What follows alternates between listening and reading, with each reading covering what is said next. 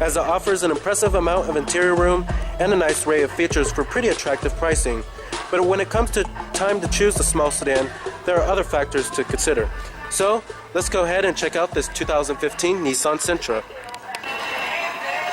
Now, our Sentra we have here is the SR model, which is supposed to be the sport model of the Sentra, and essentially it adds bolder styling elements including premium cloth interior, 17-inch alloy wheels, fog lights, a lower body skirting, and a rear spoiler as well. Now here's the key fob for the vehicle. As you can tell, it's a regular old Nissan intelligent key, but you do have your lock unlock to release your trunk, but you have to hold the button down, and then you have your panic button too, of course. Now it is a black exterior color, of course. You do have chrome door handles, and you do have smart key access with a full black cloth interior. Manual driver's seat adjustments.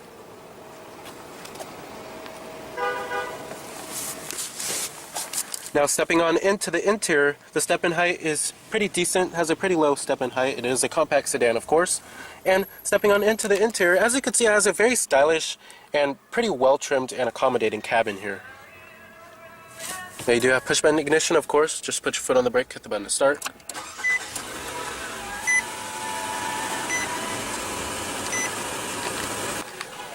Now coming to your transmission, you have a CVT automatic with lower gear selection. And of course, putting the vehicle into reverse displays your rear view camera with guidance lines.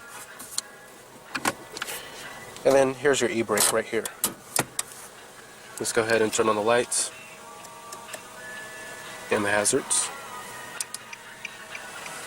Automatic driver's side window. And let's go ahead and pop up the hood and check out the engine bay.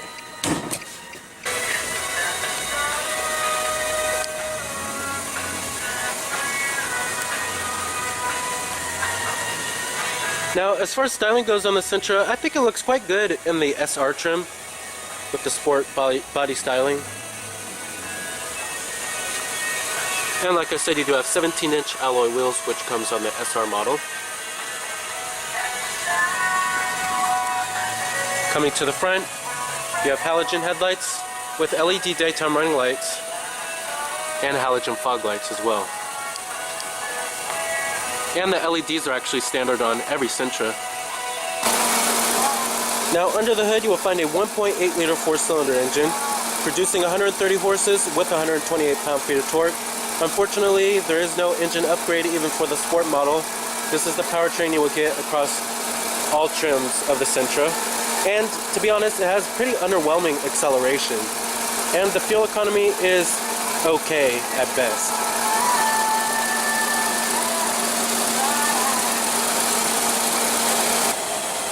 Trims on the Sentra start at the S model, which starts at $15,990. Then you have the SV, which starts at $17,540. Then you have the SR model, which starts at $18,740. Then you have the top of the line one, the SL, which starts at $19,640. Now, competitors of the Sentra, as you all may know, are its long-term rivals, the Honda Civic, Toyota Corolla, Ford Focus, Hyundai Elantra, Kia Forte, Chevrolet Cruze, Dodge Dart. It's a very competitive class here. Mazda 3, and the Subaru Impreza, as well as the Volkswagen Jetta. Now, the Sentra's main attributes here is that it provides very... Coming to the rear, you have full LED tail lamps, a little rear spoiler, and chrome exhaust tip.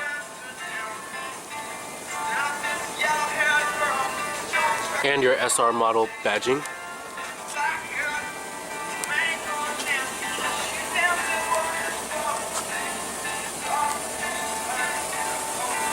EPA numbers are at 30 in the city and 39 on the highway.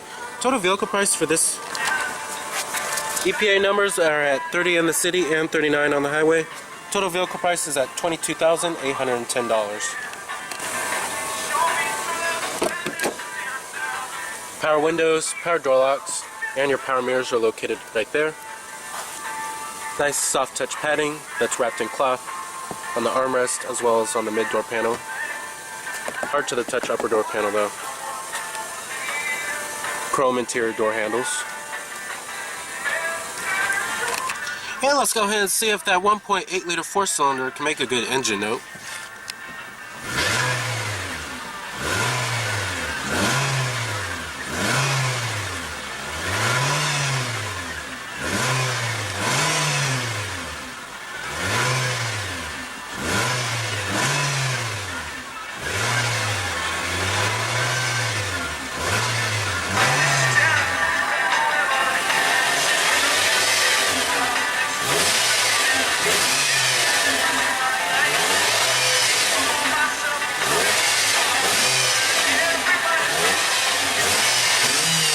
Now, as far as build quality and materials go in the Sentra, they're pretty average for the class. The materials, like I said, the upper door panel is hard to the touch, but it does have a decent grading to it. I will give them that. Now, as far as the dashboard goes, it's a very nice soft touch material that really should have been carried over to the upper door panel, because this is where you might rest your elbows. Never know. And over here is also a nice soft touch grading. And then as far as build quality goes, the build quality is also pretty average for the class. Some plastics are pretty flimsy, but up here everything fits well together. It's pretty well made. But like I said, it's pretty average for the class. Cars like the Honda Civic and the Ford Focus are built a little better. Now, as far as the way the Sentra drives, it's probably a huge con for a lot of people. It's very uninspiring to drive, lacks a lot of feedback and responsiveness as well. And for a small sedan, you would expect the Sentra to be very nimble around corners. However, the Sentra is the complete opposite of that. It almost feels, to be honest, like a Corolla. And it's leaning more towards comfort. However, the ride, at least the ride isn't choppy. It's pretty comfortable, I have to say, on a day-to-day basis.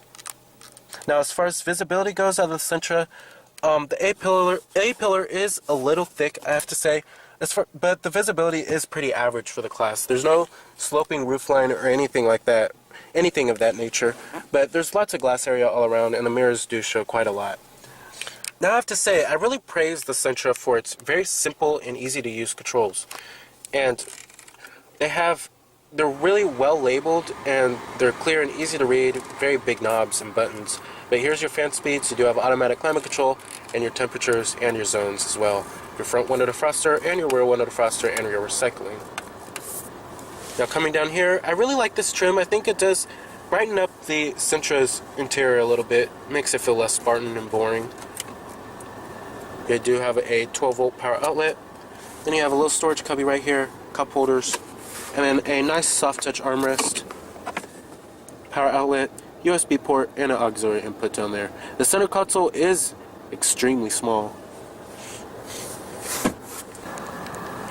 Now, as far as seating comfort goes in the Sentra, I quite like the seats a lot. I think they have a pretty good amount of side bolstering, and they do have a pretty nice amount of cushion to them.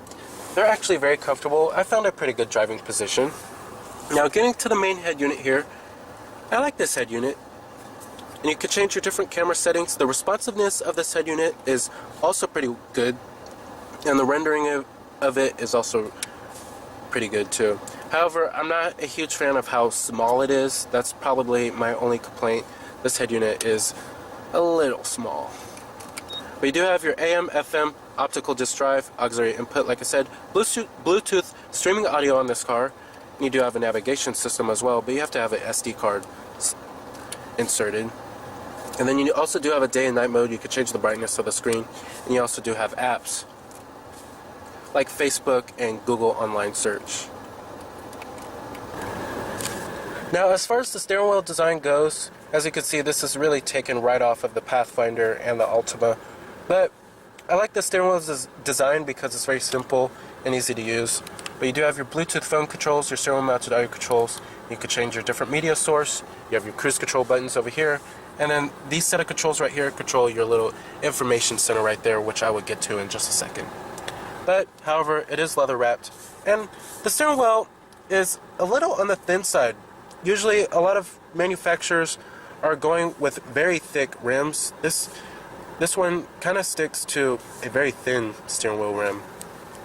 Now, coming to your different driver selectable modes, you only have two. You have a sport mode, and then you also do have an eco mode.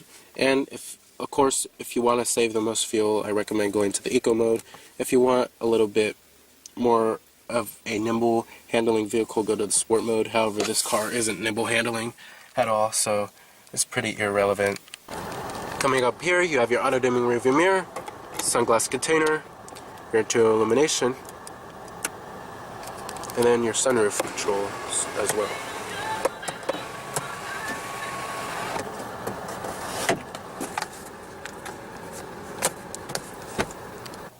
Now coming to the gauges, I really like these gauges a lot. I really like the font of them. I think they have a pretty race-inspiring font to them, and I like the white illumination around them. And then coming to the center screen here, like I said, it's all controlled right here. And basically this is going to show you all your vehicle information, like your average fuel economy, and your outside temperature display,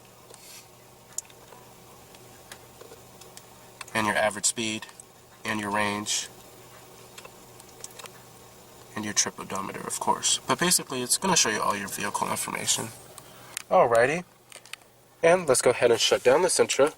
Let's go ahead and check out the rest of the car, as well as the rear seat passenger space and the trunk capacity. Let's go ahead and pop the trunk. Coming to the trunk capacity, it's decently sized. The rear seats do fold down to maximize cargo room, but you have to do that from the inside. And they also do fold down 60-40 split. Material and build quality does follow through in the rear. Still have a soft touch armrest that's wrapped in cloth on the armrest and then on the mid door panel, and then you still have a hard touch upper door panel. Now I have the driver's seat all the way back, and this is where my driving position would be. I'm about 5'11", and I still have tons of room back here. I still feel very comfortable back here, and in a lot of other compact sedans you can't really say that about them. And like I said, this car is bigger than some other mid-size sedans. Now you do have dual mat pockets, a little storage cubby right there, and then a rear center armrest with cup holders. So they don't really cheapen back out on here. And the seats are pretty comfortable, I have to say. And the headroom is also pretty good as well. Alright. And to fold the seats down, just pull this lever up right here, and then just pull it right down. Easy as that. Same with the other side as well. Full manual passenger seat. Glove box compartment. Also, it's damped and pretty deep too. You have 2 storage levels. So thanks to its competitive pricing, admirable fuel economy, and a well-appointed cabin, the 2015 Nissan Sentra is a respectable choice in the small sedan class. But know that its rivals offer many of the same attributes and are more rewarding to drive overall. So remember that this is Cameron Birch from Cameron's Car Reviews.